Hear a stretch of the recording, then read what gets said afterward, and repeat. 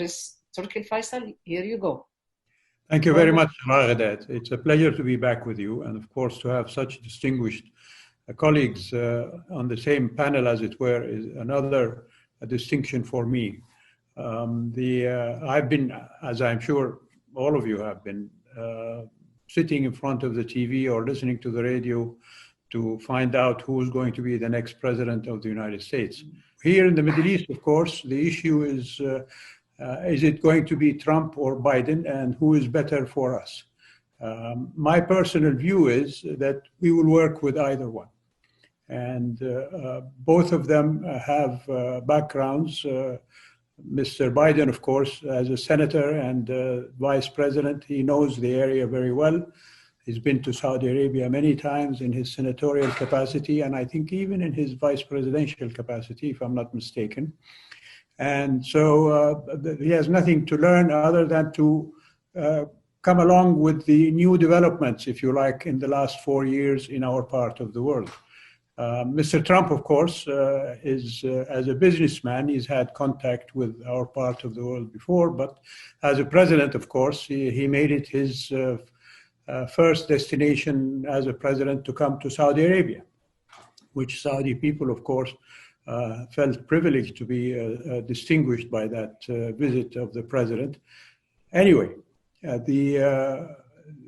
the future, of course, as I said, Mr. Biden, if he becomes president, he will have to deal with events that have slightly changed since he was vice president. We've seen a more, if you like, active engagement in the area by our Iranian neighbors, not necessarily in the most positive way, with their attacks on oil tankers and an oil installation in Saudi Arabia. The situation in Iraq is precarious, to say the least. It hasn't yet improved, although they have a new prime minister who's trying to do his best to overcome the challenges that Iraq faces. Syria is still a work in progress.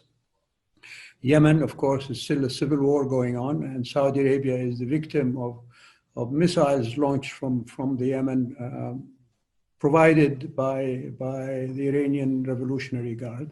Lebanon, as you are probably better situated to tell us about that than me, is also a work in progress. These are just some of the few things that the Middle East is facing that any president, whoever comes along, will have to deal with. I have so many questions that I want to follow up on, but after I listened to David Petraeus, because you have brought to us several challenging thoughts here, and I'm sure that both Prince Turkey and David Petraeus will engage after the Foreign Minister General David Petraeus. To you, General. As Prince Turkey noted, both candidates have very strong relationships in the Middle East. And frankly, if Vice President Biden were the one to return to the White House, I think he would find the landscape in the Middle East is not dramatically different. As Prince Turkey laid out, some of these have situations that have continued on, fairly troubling in some cases, with one important exception, and that would, of course, be the Abraham Accords, which I do think are very significant. The recognition of the UAE and Bahrain, of Israel, in the establishment of economic, diplomatic, technological, tourism, trade, and all the rest of that. And I think that is a very significant achievement. And it also ensured that Prime Minister Netanyahu did not annex parts of the West Bank or all of it, however politically difficult that might have been for him domestically. And of course, now we have Sudan following on. There could be some other countries over time. And in fact, we saw a former Saudi ambassador to the U.S. Speaking on this issue as well, and indicating some bit of a different view than in the past also. And I'd be interested in Prince Turkey's characterization of that perhaps in a moment. I think, again, Prince Turki's assessment of the region is, as one would expect, spot on. Iran is still trying to achieve hegemony over the Shia crescent that stretches from Iran through Iraq, through Syria, and down into southern Lebanon. Iraq does have a very impressive prime minister, as Prince Turki noted.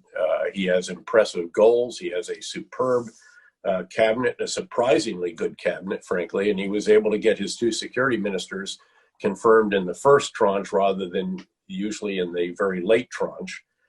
But it is an open question whether or not the objectives when it comes to the effectiveness and performance of government, the provision of basic services, that the land of the two rivers should not be able to provide fresh water for its people is more than baffling, and that it can't provide 24-hour power when it's one of the top 5 countries with proven oil reserves, also equally puzzling. Let me just open it up for a discussion now.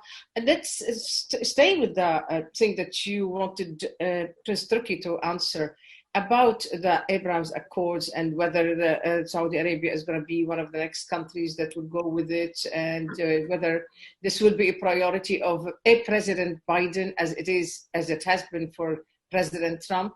Prince Turki, what do you want to tell us? And perhaps if Prince Turki could just comment a bit, perhaps on Prince Bandar's interview, Your Highness. Well, let me start by saying that I speak for myself. I don't speak for the government. And so what comes out of me, you can take it with whatever it's worth. First of all, on the so-called Abrahamic Accords, the kingdom has made its position very clear on that at the highest level, and that is that the kingdom is committed to the two-state solution as envisioned by the Arab Peace Initiative, which was initially presented by the late King Abdullah to the Arab Summit in 2002. And so on that issue, I don't think there should be any questions as to where I or other personal views may have come out either from Prince Bandar or from other spokespeople in the kingdom. And I remember correctly that our foreign minister, when he was asked about Prince Bandar's views on that issue, he said that these were Prince Bandar's views, but that the official position of the kingdom was still the Arab Peace Initiative is the only viable solution to the problem between Israel and the Arab states. So that is where that issue stands at the moment. One thing I think, as General Petraeus said, both Mr. Biden and Mr. Trump have views on the area and have acted on the area. So they are known for them.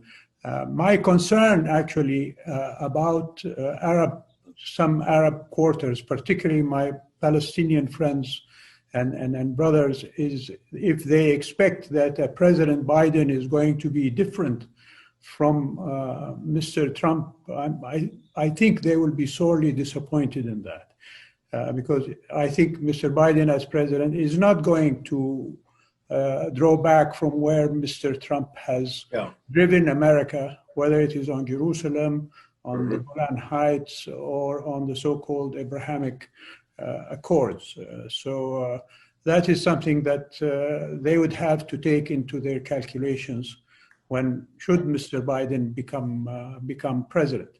And so it is something I think that not only, of course, the Palestinians, but we also in Saudi Arabia, I think in other Arab countries will have to take into consideration that a Biden administration is emanating from an Obama administration, but not necessarily bound by Obama's implementation of his foreign policy, particularly on issues like the JCPOA and other issues in the area. Biden has said that he will go back to the JCPOA, but that he will have conditions for going back. We still don't know what those conditions are, but he talked about Iranian missile